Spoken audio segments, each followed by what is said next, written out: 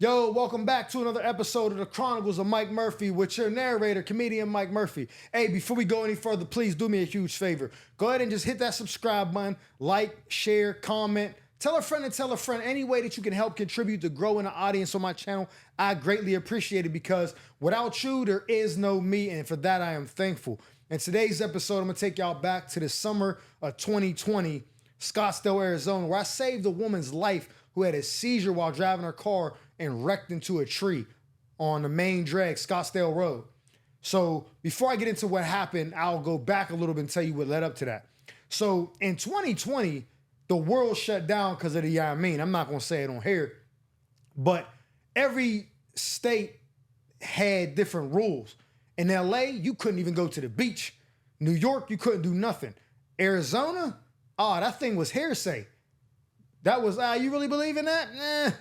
If you got caught wearing a mask in Arizona, they was looking at you like you was goofy. You know what I'm saying? Except some places. I remember at the W Hotel, they told me if I didn't buy a bottle, as long as I was in the pool, I had to wear a mask. Outside of the pool, I didn't have to wear one. But if I was in the pool and didn't buy a bottle, I had to wear a mask. So I guess the virus thinks that a bottle of liquor is like a vaccination. It knows who got bottles and who don't, and it's not going to affect you. It was crazy. They was using the pandemic to make money in Scottsdale. They think they low. They wasn't. Anyways, I spent the greater part of 2020 in Arizona because everything was open. I didn't want to be stuck in a house, confined in there. I didn't like it. So on one of my trips to Arizona was for my birthday. I told y'all how that trip fell when I flew Shorty out and got spun. But this was before that. So when my birthday's coming up, we're going to go to dinner. Me and my boy Blake is going to go to dinner at Eddie V's in North Scottsdale. So he's like, yo, we linking up with some other dudes. I'll introduce you to them. They cool. I'm like, all right, cool. So when I get there, he introduced me to a dude named Dutch. Shout out my man Dutch. That's Shady McCoy's big brother. He was in the NFL too, played for the Cardinals. Therefore, he lived in Arizona. Introduces me to another dude named Meaty, who's from Baltimore. Used to be a street dude, got out of the life, moved out here because his cousin played for the Cardinals, started a new life. Now he got big money, running a bunch of businesses. He's doing well for himself. Introduces me to him. Meaty's with a dude named T. Introduces me to T. Now, I know when dudes be thorough because immediately, as soon as I met Dutch and all them, immediately we clicked. You know what I'm saying? Yo, it was good, bro. It was like we had met each other. Like, it was like we knew each other for a while. And they had another dude named Nanas that was out there. And I remember he had on two different Jordan 11s, I believe. Yeah, two different Jordan 11s. What's that 11s? The one with the hologram on the side. I think that's what it was. Whatever Jordan that was. Yeah, the 11s. No, 13s. Sorry, 13s. They was mismatch, right? That's another story. We'll get into that shortly. But anyways, we at dinner, we kicking it, we having a good time, whatever. We outside taking pictures. We cracking jokes on him having the mismatched shoes. And usually I crack jokes on anybody, but I ain't really know dude like that. I didn't know how he was going to take it because when I crack jokes, I go in. So eventually when I realized that he was like, cool, I start roasting him. And he was like, oh, okay. So I ended up being super cool with them dudes right away. First time meeting them, like, oh, I fuck with them. So fast forward to like a month later, I'm in Arizona. Meaty calls me. He's like, oh, you out here? I'm like, yeah. He's like, yo, where's Blig at? I'm like, oh, he gonna meet us here later or whatever. He's like, all right, I'm about to come pick you up from the house. Let's go get something to eat. I'm like, bet. Now, when Meaty pulls up at the time, he got the Audi, the R8, the Iron Man joint, the Spider, drop top, V10, crispy, white, mean joint, right? Picks me up and I'm like, oh, this shit clean. We in the Audi, we going down Scottsdale Road, which is the main drag through Scottsdale. We talking, boom, boom, boom. And when you get to like right before Lolo's Chicken, shout out my man Lolo's, dog. He booked me to do a show at the Super Bowl party when the Super Bowl was in Arizona, man. So that's my homie, man. Shout him out, man. If you ever in Scottsdale, go to Lolo's Chicken. It's fire. The one in Phoenix, they got different cooks, but the one in Phoenix is amazing. One in Scottsdale good too, but that one in Phoenix is crazy. Anyways, Lolo's Chicken, free plug, shout them out, is amazing. But right before you get to Lolo's Chicken, there's like the roads veer, and there's kind of like an island in the middle with rocks and trees and stuff. So as we driving, we see some a dude and a lady and a dude trying to flag us down. Now, I'm not gonna lie. It looked like she was trying to get away from the dude, like he was putting hands on her. Now, usually I'm the type to defend women, to get out, yo, fam, what you doing? But I done seen way too many times somebody intervene and get parked. You know what I'm saying? I'm like, nah, bro. Me, like, yo, you see that? I'm like, no, just keep driving, dog. Like, they ain't got nothing to do with us. You know what I'm saying? White couple, I'm like, they ain't got nothing to do with us, and you know what they capable of. They be having the firearm action all crazy. Let's just keep driving. You know what I'm saying? We got the nice whip. Let's just go eat, bro. We got something to do. So we driving, they're like, oh, trying to flag us down. And we like, nah, bro, like, I'm sorry, man. Leave the nigga run. I don't know, call the cops. So we get past them a little bit, and then we glance over. We see a car going the same direction we are, but in the oncoming traffic lane. I'm like, yo, you see that shit? He like, yo, that shit crazy. I'm like, oh. And I was thinking like, oh, maybe that's what they was trying to tell us. Like maybe she wasn't, because then when I looked in the mirror, the couple was just standing together like looking. I'm like, oh, they ain't no domestic. They trying to save this person in the car. So now we kind of get right next to them, to the car, but they in the other lane. Now look over, and Meaty says, hey, yo, is that a baby driving? I said, what? He said, yo, is that it's a baby driving the car. Hey, yo, nigga, I don't know how he has as many successful businesses as he does, but the nigga looked me with a straight face and said, it's a baby driving a car. Fam, I don't think y'all know. I want to look at this nigga like, are you fucking crazy? That is not a baby, dog. But when I looked, the funny thing is, it kind of looked like a baby a little bit at a glance.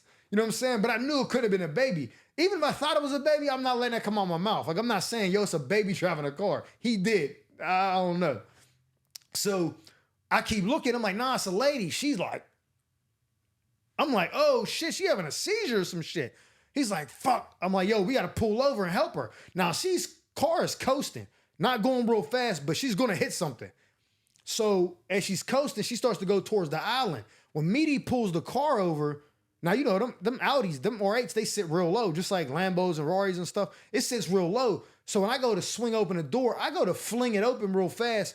And at the last minute, me being broke sets in and reminds me that I can't afford to fix this nigga's door if I smash it on a sidewalk because it's so low. So I catch it at the last minute like, oh shit, and I look down, it's like this close from banging the curb. And I kind of open it easily and I get out. The car jumps up on the island, boom, hits a tree, right? Me and Meaty jump out, I run over, and I notice right away that the sunroof is open. Because I grab her doors and they're locked, but I see the sunroof is open. So I one jump. Listen, I'm not really that athletic. I'm half white. Like my mom is Italian, so it's not really in my genes to be like jumping out the gym and shit like that. But in this moment of heroism, I leaped one step on the running board, jumped straight onto the top of the roof, into the sunroof. Facts, if I'm lying, you can ask Meaty was there. I'm not exaggerating. Jumped straight into the sunroof. The girl was over like this. I jumped down, bang, slammed this shit and parked. Matter of fact, tell me, she didn't hit the tree yet. I threw it in park right before she hit the tree, and it was on the island. And now everybody's surrounding her. Meaty picks up a brick out the curb. He's like, watch out, I'm gonna break the window to open the door. And I'm thinking, I'm in the car. I can just unlock the door for you. You don't need to break the window. And he cocks it back like, no, I got it. He's like, oh yeah, you're right. And Meaty's not dumb. It's just one of them things where like when your adrenaline is going, you think babies is driving cars. You think I need to break the window to get in when this nigga's already in the car. Shit like that just don't make sense. So I lean down, open the door. He pops it open and shit. Now at this point, a bunch of people then stopped. They coming around. Now I got to be honest with you. Me and him is the only two black people there. It's a bunch of white people and one Asian dude.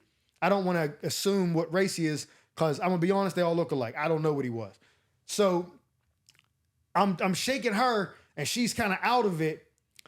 And this is how I know that no matter what you look like, if you're black, 90% of the time you're threatening two white people.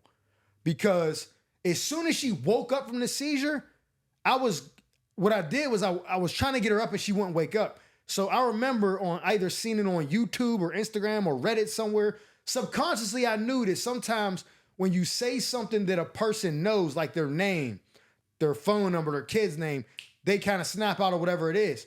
So I was like, well, I need to find out her name. I opened the glove box, get her registration. Let's just call her Allison for the sake of the video. When I get the registration, I'm shaking her. She's not answering. I'm like, Allison. She's like, she wakes up. She's like, what are you doing? Screaming and shit. I'm like, oh, you passed out. Calm down. She's like, oh, nigga in my car. I'm in danger. She's about to stranger danger me. I'm like, no, you had a seizure. Calm down. I'm trying to help you. So they open up all the doors. A lady comes over like, I'm a nurse. I'm like, yeah, handle this. Because I know first aid. I did combat lifesaver course in the military, but that's years ago. I'm rusty. I might kill Shorty. I'm like, yo, you're a nurse. You handle this. So the nurse comes in or whatever. She's talking to her. She's out of the seizure now. She's asking her questions or whatever. The girl's like out of it. She don't know what's going on. She's looking around. There's mad people around her car. She's on an island right by a tree. Two niggas right inside of her whip talking to her. Like, she's probably like, what the fuck is going on?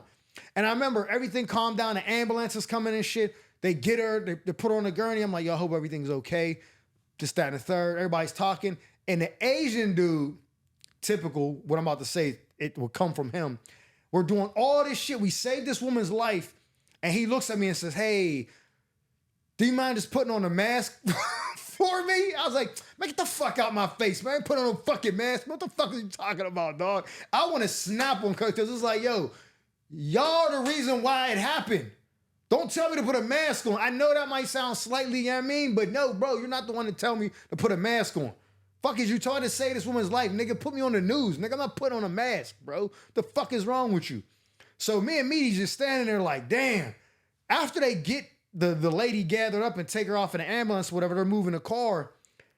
We just look over, we see niggas taking pictures of his car. Like, this lady almost died, and they taking pictures of the R8, like, niggas is by the car and shit. Like, it was crazy. Meaty looking like, hey, yo, I'm like, yo, you still hungry? He like, bet. We get in the car like nothing just happened. We go to the breakfast spot and eat.